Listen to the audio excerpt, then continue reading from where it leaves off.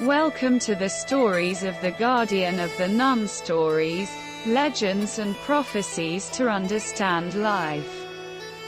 From the tales of the slave Kylian, the Scotti.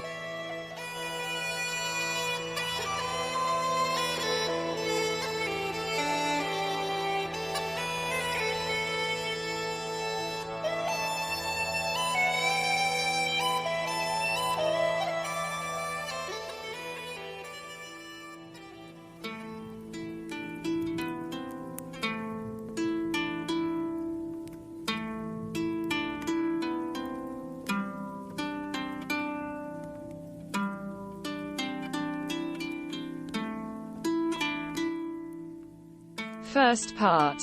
Introduction. King Nil is very proud and likes to show off. King Nil boasts of being a man of his word, and he always fulfills it.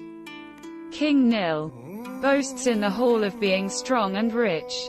King Nil boasts to his guests of being reckless. King Nil boasts of being fiery and angry with his friends, and merciless towards his enemies. King Nil boasts of not fearing death. But there is one thing that King Nil cannot boast about. Nobody loves him. And that is why he also loves no one, except himself and the word he gives. His family, as well as his vassals, do not love him.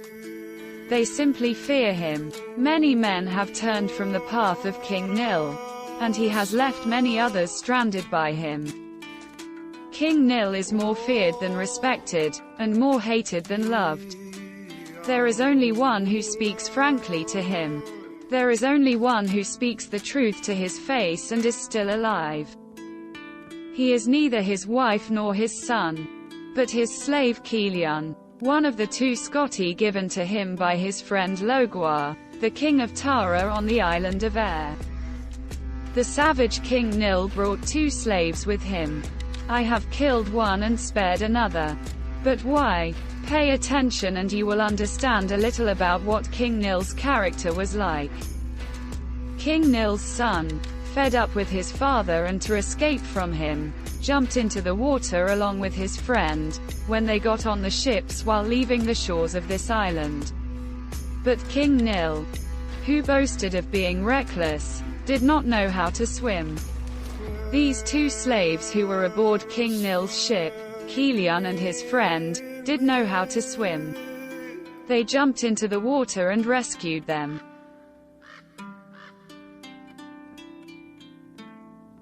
They were taken on board, and as soon as he fell on the deck, King Nil killed his son's friend as a traitor. But also, I have killed Kylian's friend for saving the life of this traitor vassal. King Nil, burning with anger, struck his son and chained him to an oar of the ship until they returned to his lands. And as soon as he stood in front of Kylian, he embraced him and kissed his forehead, for he had saved the king's son.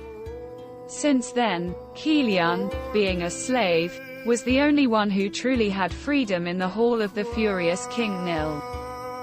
Kylian was smart. He played musical instruments, he knew how to sing, and he learned the language of King Nil's people. He was also brave, kind and loyal.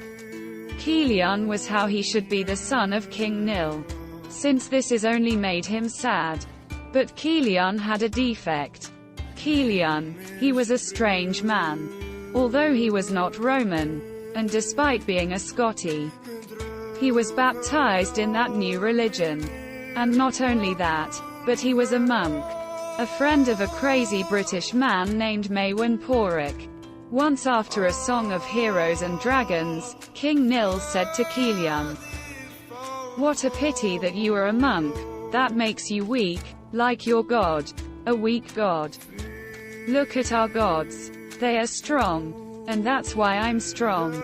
Kylian, who was the only one who spoke frankly to him, said, "My king, you are more like my god than you think." The guests fell silent, as this insolence would undoubtedly be the end of the slave. "Explain yourself," the king ordered him. "I'll explain it to you. You didn't kill your son. You, my king, killed the servant. Well, for me God, we are all children, and not servants. Therefore, he always forgives us. Just as you did with your son. And you are. And other words, Kylian was saying in that hall of King Nil. And King Nil was thoughtful about the things his slave Kylian told him. And this slave made this savage King Nil reflect. And he curbed his temper, so little by little. Everyone began to believe that bringing this slave had been King Nil's best and wisest decision of him. And for this, they praised the king. King Nil was happy. He had found in his slave Scotti a new reason to boast.